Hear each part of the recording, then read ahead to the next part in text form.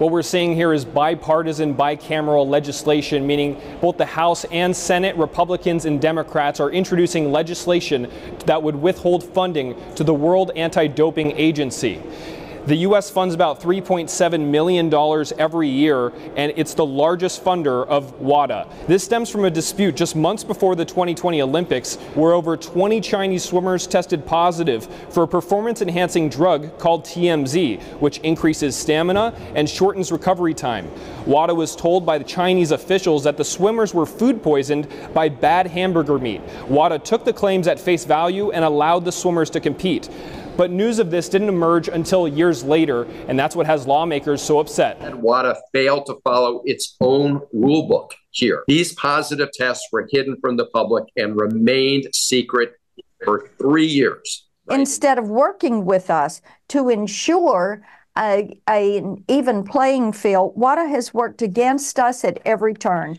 Athletes, deserve, just like we've heard here, they deserve to show up knowing that the rules have been applied consistently across the globe as they are supposed to be applied.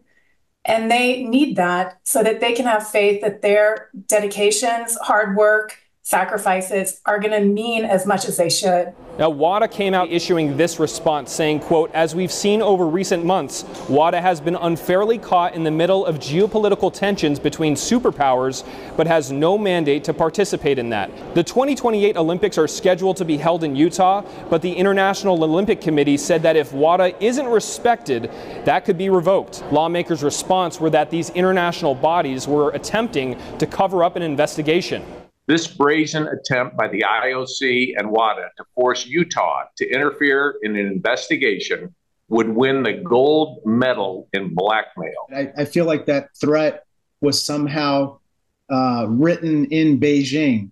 That seems like something that the CCP would say, which they routinely say to try to coerce others to get their way. We're not going to back down. Earlier this year, the Department of Justice launched an investigation into this incident. 11 of the Chinese swimmers who tested positive for that performance-enhancing drug TMZ are now performing in the 2024 Paris Olympics. Reporting from Washington, D.C., Jack Bradley, NTD News.